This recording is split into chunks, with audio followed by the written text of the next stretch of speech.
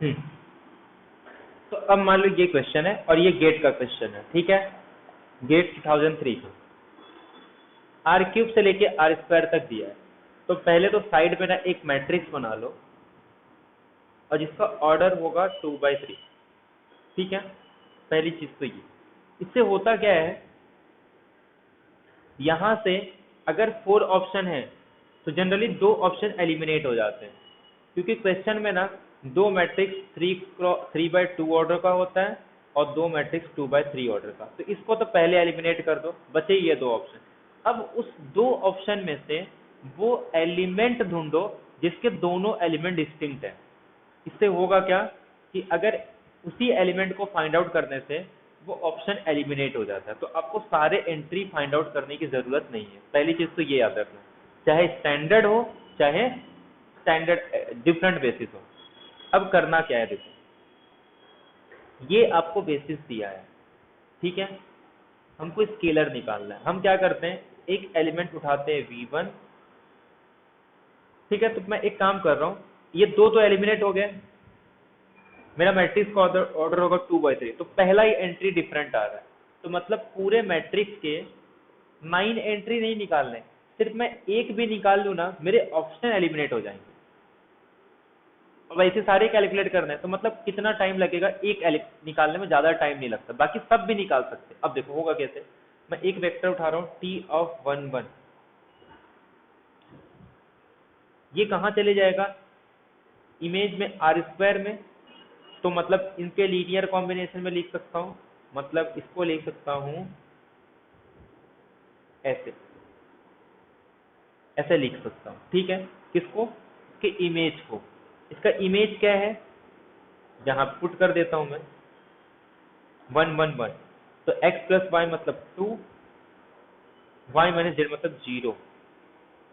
अब ये निकाल लो, ये एक फॉर्मूला बन जाएगा, मतलब अल्फा प्लस बीटा और अल्फा। अब इसको ना, अब देखो ये बार बार निकालने की जरूरत नहीं है, ये हर एक में कॉमन आएगा। सिर्फ ये चेंज करो और ये एज इट इज रहेंगे। अब देखो कैसे आएगा, ये इससे अपने को अल्फा 0 मिल गया, और जब अल्फा 0 पुट करूंगा तो बीटा 2। समझ में आ रहा है, अल्फा 0 हो गया तो बीटा की value 2, alpha 0 beta 2, option eliminate. जो भी ऑप्शन रहेगा टिक करके निकल लो, क्योंकि ये दोनों तो उसमें दूसरे वाले में डिस्टिंक्ट होंगे। हो गया। अगर ये सपोज यहाँ पे ये सेम होता, मान लो दूसरे मैट्रिक्स में भी 0, 2 होता और यहाँ पे अलग आते, तो ये फाइंड आउट ही क्यों कर रहे हो, ये भी फाइंड आउट मत करो। ये देख लो इसमें डिस्टिंक्ट है, अगर दोनों में सेम है तो थर्ड चेक कर लो। बाकी एग्जाम में अपने को हर एक चेक करने की जरूरत नहीं। हाँ अगर अपने को करना है तो फिर अब सेकेंड निकाल लो। जब मैं ये पुट करूंगा तो अब इसको लिखने की भी जरूरत नहीं है, ये फॉर्मूला मिल गया ना अपने को, बस। अब यहाँ पे डायरेक्ट एंट्री लिखो। इसमें क्या कह रहा है, x की वैल्यू 1, y की वैल्यू 1, तो ये तो 0 आ जाएगा।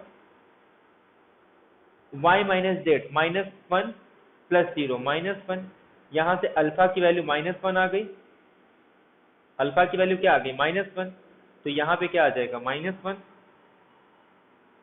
अगर मैं अल्फा को -1 पुट कर दूं तो -1 plus beta is equal to 0, तो बीटा की वैल्यू क्या आ जाएगी 1।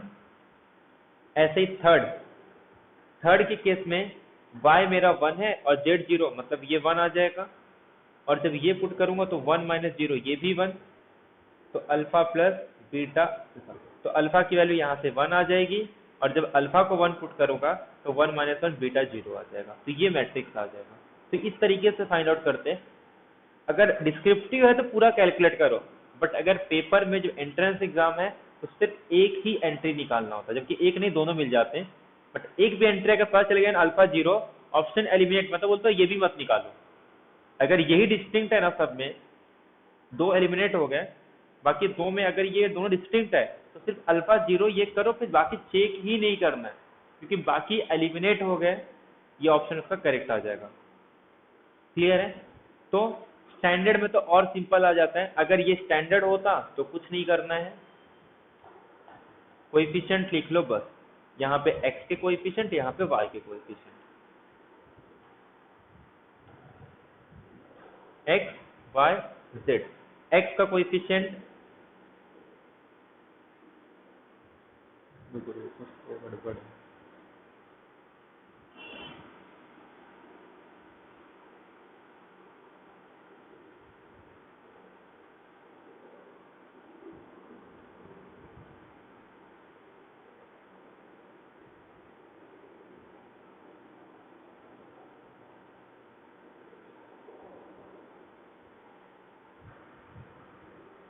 अगर डायरेक्ट भी करेंगे सपोज, तो x मतलब ये 1 0 1 0 आ जाएगा, और y का 1 1 और z का 0 -1, ये टाइप के हैं। क्लियर है? अगर स्टैंडर्ड बेसिस होता तो ये मैट्रिक्स आता। x यहाँ पे 1 सेकेंड में है नहीं, y यहाँ पे 1 सेकेंड में 1, थर्ड में 0, z नहीं है, और ये -1, ये स्टैंडर्ड बेसिस का मैट्रिक्स है। क्लियर है? तो स्टैंडर्ड बेसिस के लिए कैलकुलेट नहीं करना पड़ता। यहाँ पे x के कोएफिशिएंट फर्स्ट कंपोनेंट, जैसे पता है उसमें निकालते हैं डेरिवेटिव में, ये हमको कंपोनेंट बताता है, ये हमको कोएफिशिएंट बताता है, मतलब किस वेरिएबल, ये x है, ये y और ये z, क्योंकि ये कॉलम क्या बता रहा है ये, तो यहाँ पे x का कोएफिशिएंट, y का कोएफिशिएंट, z का कोएफिशिएंट, और यहाँ पे कितने कंपोनेंट है, 2 कंपोनेंट है, तो ये फर्स्ट कंपोनेंट x का कोएफिशिएंट, सेकंड कंपोनेंट x का कोएफिशिएंट, फर्स्ट कंपोनेंट y का कोएफिशिएंट, सेकंड कंपोनेंट y का कोएफिशिएंट, फर्स्ट कंपोनेंट z का कोएफिशिएंट, सेकंड कंपोनेंट z का कोएफिशिएंट। तो स्टैंडर्ड में तो बहुत सिंपल रहता है, डिफिकल्ट कब होता है, जब ऐसे में निकालना। क्लियर ये पॉइंट? तो लीनियर ट्रांसफॉर्मेशन बस इतना ही था, इसके बाद जो भी रोल है वो सब मैट्रिक्स का है। तो इसके बाद से हम लोग स्टार्ट कर देंगे अपना आइगन वैल्यू, आइगन वेक्टर, उसको चाहे लीनियर ट्रांसफॉर्मेशन में डिफाइन करो, चाहे मैट्रिक्स में। अगर लीनियर ट्रांसफॉर्मेशन में है तो मुझे पता है मैं सुटेबल बेसिस का यूज करके उसको मैट्रिक्स में कन्वर्ट कर सकता हूँ। अगर मैट्रिक्स दिया है तो सुटेबल बेसिस का, हाँ सब कर देता हूँ, तीनों कर देता हूँ बस। तो जो सबसे इंपॉर्टेंट अपना था लीनियर ट्रांसफॉर्मेशन, ये हो गया। इसके बाद फिर अब पूरा मैट्रिक्स, और मैट्रिक्स तो हम लोग स्टार्टिंग से हम लोग सिर्फ मैट्रिक्स ही डिस्कस कर रहे थे, क्योंकि कोई मैट्रिक्स हो गया ना तो लीनियर ट्रांसफॉर्मेशन में कुछ है नहीं, सिर्फ सबसे इंपॉर्टेंट होता है लीनियर ट्रांसफॉर्मेशन को मैट्रिक्स में कन्वर्ट करना। एक बार वो कन्वर्ट करने आ गया तो सारे रिजल्ट, तो ऐसा समझो ये दोनों का मतलब ही सेम होता है, ये कुछ नहीं है, दोनों एक ही चीज है, दोनों एक चीज है। जो चीज इसमें पूछा है इसमें लिखो, जो चीज इसमें पूछा है इसमें।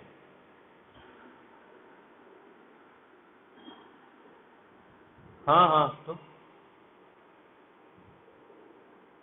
तो नेक्स्ट लेक्चर से जब भी अपना लीनियर ट्रांसफॉर्मेशन होगा तो डायरेक्ट क्वेश्चन, तो जितने भी क्वेश्चन है eigen value, eigen vector, inner product space, क्योंकि इनर प्रोडक्ट स्पेस में सब वही सब रहता है, वो आइगन वैल्यू, आइगन वेक्टर पे आता है। सिर्फ डेफिनेशन थोड़ा डिस्कस करेंगे, और बाकी सब उसी में रहता है, क्वाड्रेटिक फॉर्म से रिलेटेड रहता है। क्वाड्रेटिक फॉर्म में भी सब यही सब यूज होता है, पॉजिटिव डेफिनेट, आइगन वैल्यू।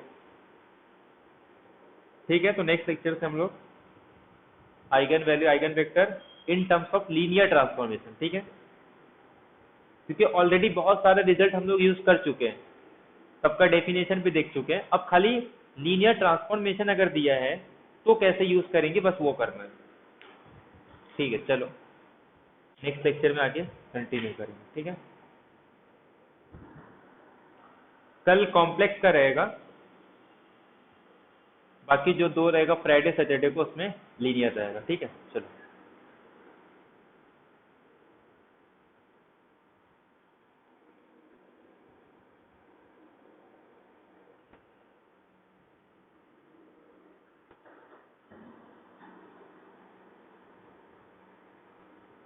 बाकी वीडियो सेंड कर देता हूँ मैं सब,